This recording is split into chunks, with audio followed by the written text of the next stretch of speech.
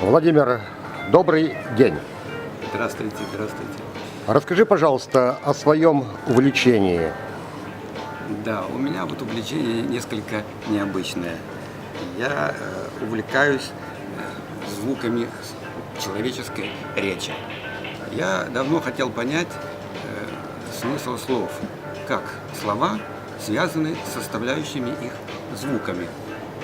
И пытался анализировать слова. Ну, может быть, я пошел путем классической лингвистики сначала и стал смотреть на буквы, и у меня никакой связи между звуками и смыслом слов не получалось. Но тогда я, собственно, стал дифференцировать. Сам я по себе инженер, собственно говоря, и привык к конкретному мышлению. Потом я не просто инженер, инженер-метролог, точные измерения, так сказать, сфер моей деятельности. И я хотел тоже здесь быть наиболее точным. И стал прислушиваться к тому, что я сам говорю. То есть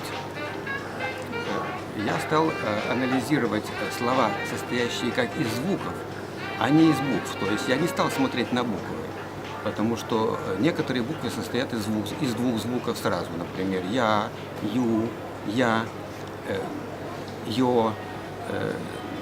И если смотреть на буквы, то связи между смыслом слов и составляющими звуками не получается. А когда я чисто стал обращаться со словами как составленными из звуков, у меня начала получаться связь между звуками и смыслом слов, из которых эти звуки, из которых состоят слова звуков. Вот. Значит, я уже начал писать несколько книг на эту тему. Вот я назвал их «Занимательное звукосложение», потому что, чтобы сконцентрировать внимание, что слова состоят из звуков. Может быть, конечно, название немножко по-детски выражается. И я выражение нашел немножко, так сказать, полуюмористическое и детское для того, чтобы изложить свои мысли. Но это далеко книги не для детей. Хотя дети понимают эти книги гораздо быстрее, чем взрослые. Почему-то вот из моего опыта получилось. Прежде чем понять, как звуки складываются в слова, нужно знать, что означают отдельные звуки сами по себе. Когда я стал думать о звуках, я понял, что некоторые звуки мы все прекрасно знаем. Например, что такое звук «в». Вот кого не спросишь, все завтра скажут, что звуком «в» мы обозначаем то, что находится где-то внутри. Это всем понятно. Почему понятно? Потому что этот звук, он используется в предложениях самостоятельно. И потому он нам понятен. Как понятны слова, которые составляют предложение. Потом второй такой звук, который нам совершенно понятен, «у», то же самое, он также используется в предложениях самостоятельно. И когда мы говорим, что человек стоит у дома, это всем понятно, что звук «у» указывает на расположение этого человека где-то в окрестностях этого дома, никак не внутри дома и никак недалеко от дома. Еще один звук тоже «к», «к» звук. Он также нам понятен. Я прислонился к стене, мы говорим. То есть он как-то работает, этот звук «к», похожий на звук «у», но он показывает более близкое расположение к объекту. Другие звуки самостоятельно не используются. Конечно, есть еще звуки «о» и «а». Это самые распространенные звуки. Они тоже где-то используются самостоятельно. И если человек чему-то удивился, он говорит «о». Если он хочет если он что-то не услышал, он может переспросить вас всего лишь одним звуком «а», и вы поймете, что он не расслышал то, что ему сказали, и он будет вам повторит то, что вы спросили. То есть, видите, мы видим, на что эти звуки указывают, а чувствуя, на что они указывают, мы можем дать характеристику этим звукам. В вашем методическом пособии что именно изложено проиллюстрируйте, пожалуйста, и расскажите более наглядно. Вот, значит, здесь я, значит, расписал все звуки, которые я использую, показал те звуки, те буквы, которые я, значит, не буду использовать, потому что они являются двухзвучными. И, собственно, рассказал, как можно понять звуки. Постарался вот с картинками объяснить. Звуки, которые самостоятельно используются в предложении, значит, мы понимаем все. А вот звуки, которые не используются самостоятельно в предложении, мы можем понять, если будем их рассматривать со звуками, которые нам уже понятны. То есть вот, Например? Если мы звук А не можем так осознать отдельно от всего, мы его будем использовать, рассматривать совместно с тем звуком, который нам понятен. Ну вот я тут в книжке звук А рассматривается звуком У. Ну вот такое короткое восклицание, человек заблудился в лесу и кричит «Ау!». Ну, что он хочет сказать этим звуком? Почему именно вот свой призыв о том, чтобы кто-то ему отозвался где-то, он выражает всего двумя звуками А и У. Вот задавшись этим вопросом, мы просто не думаем этого. Вот и вы прекрасно догадаетесь сами, я уверен, как и я догадался. Просто у вас нет времени, чтобы следует сесть и следует над этим подумать. Вот если я говорю два звука У это где-то в окружении. Значит, когда говорит «ау», он обращается к тому, что где-то там в лесу то, что он не видит, правильно? А при чем-то тут звук А возникает вопрос. Ну, если я вот подумал и понял, что звуком А он обозначает самого себя. Он говорит «а», то есть «а» это он сказал о себе. А теперь говорит «у», и ударение у него на «у», то есть он обращается к тому, что к окружению. То есть, что такое звук А? Это всегда что-то. Это или я. Можно его рассмотреть с другими буквами. Тогда, вот вы тоже заметили, совпадает с вашим тоже мнением на этот повод, по этому поводу, что это как-то к себе идет. Или с другими предметами.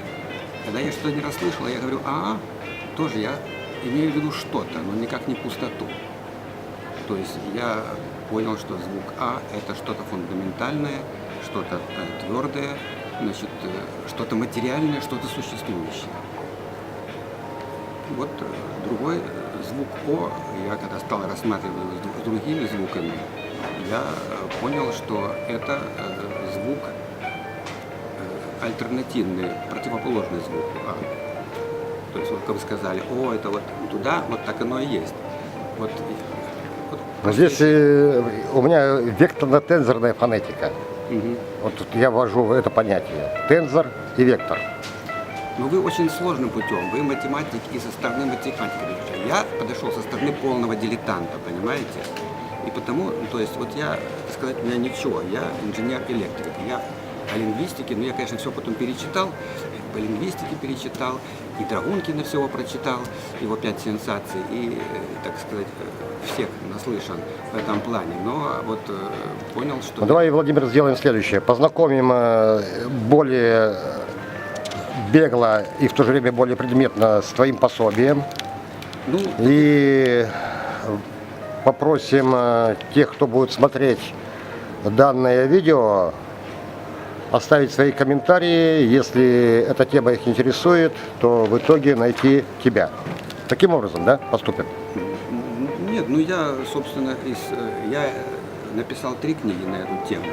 В первой книге я излагаю, значит, как я, в общем, понял каждый звук. Я вот здесь подробно расписываю, почему, допустим, я понял звук О, я понял звук П, Д, Т, и вот даю характеристику этим звукам. Во второй книге уже я рассказал, как эти звуки складываются в слова.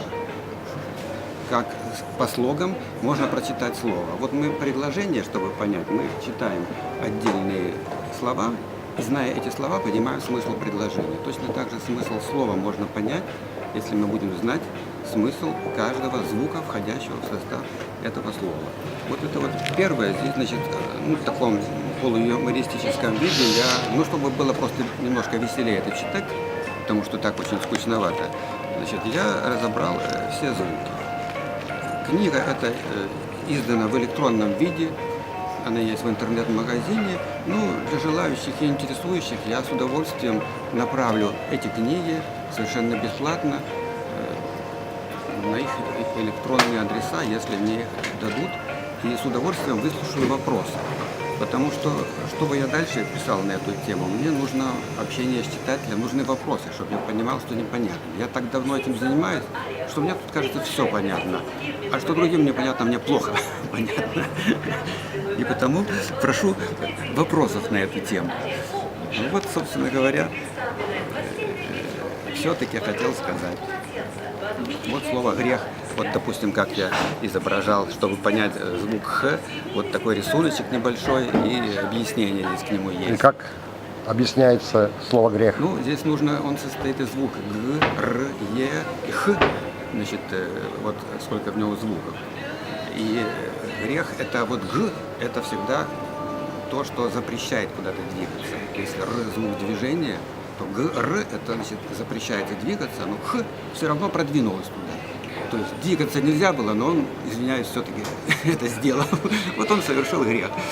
Это было или запрещено ли законом, или законом природы, или сверху. Ну, вот и грех – это всегда нарушение чего-то. И звуки точно.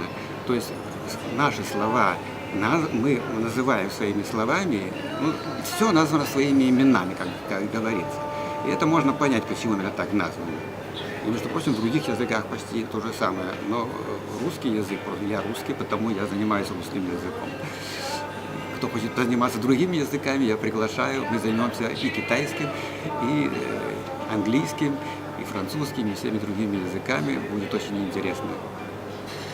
Вот все, что я хотел сказать. Может быть, еще пару слов вот, проанализировать, которые у вас здесь есть, да, вот конкретно вот, по, Ну по вот, этому пособию. ну вот, Ага. допустим, по пособию слово